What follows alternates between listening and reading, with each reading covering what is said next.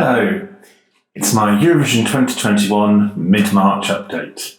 Welcome to Matt Loves Eurovision. If you haven't done so already, please do click on that subscribe button, ring that notification bell, and as always, please do like, share and comment below. It's only been a couple of weeks since I did my start of the month updates, my March update, but in Eurovision terms it's been a very busy period, so I thought it would be worth doing a little roundup of where we are. Now, in the last couple of weeks we've had a whole load of song releases and also the last remaining national finals take place. So we've gone from having just a handful of songs when I last spoke to you to having almost all of them, in fact.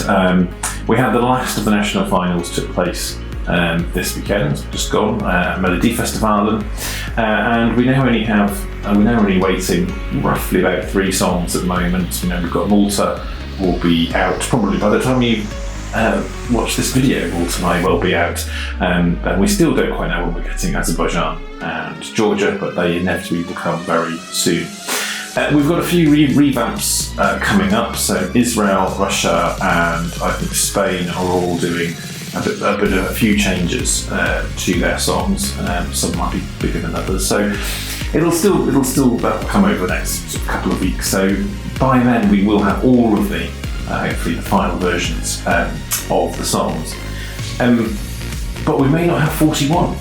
But we definitely won't have 41 songs, as we thought at the start of the season. Now, I alluded to it in my March update that we weren't sure whether Armenia would be taking part, and that is indeed the case. I'm afraid Armenia has withdrawn from this year's Eurovision. If you're following the news, you probably understand where that has come from. Perhaps not surprising. So we were down to 40 countries. And this is still a moving story, but the Belarusian entry has been disqualified or been asked to come back with a different entry because it was far too political what they had entered. I think the Belarusian president, Lukashenko, has said that they will send another song to Eurovision, but at the moment that hasn't happened at the time of recording. So my instincts are that we probably won't be seeing Belarus in Eurovision 2021. So it may be that we just have 39 countries rather than 40, but still a moving story at the moment.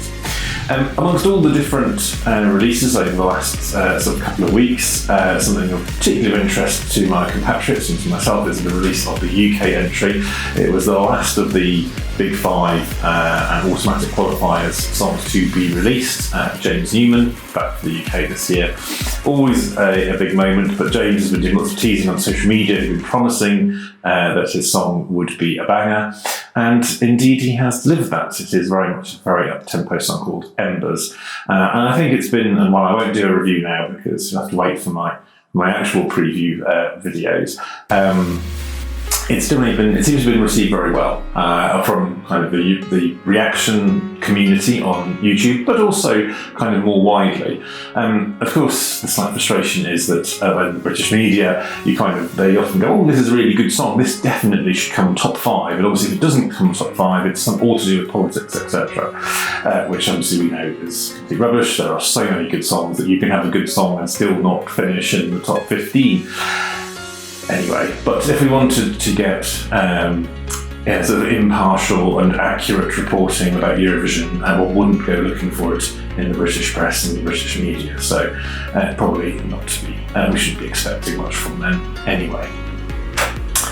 Now, this feels slightly sad to say because normally in the period between the last songs coming out or versions coming out in mid-March and Eurovision, which is in a couple of months' time in mid-May, we would have, it's the kind of the preview event season, so we have events taking place in places like Latvia and also Madrid and London and Israel and Amsterdam, one of the biggest ones.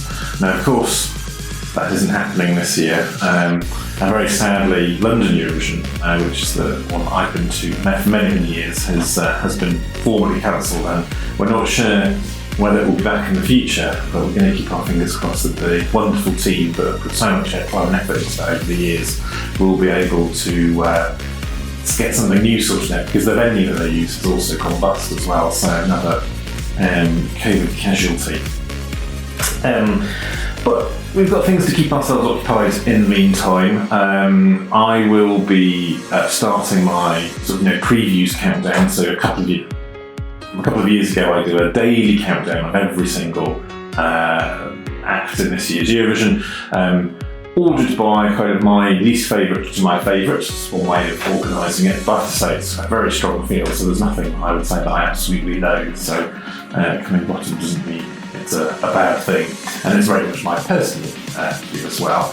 And I'll also, now that all the national finals are over, I will be putting some attention into doing my kind of best of the rest, looking around the national finals and the sort of song choices that didn't make it to Eurovision.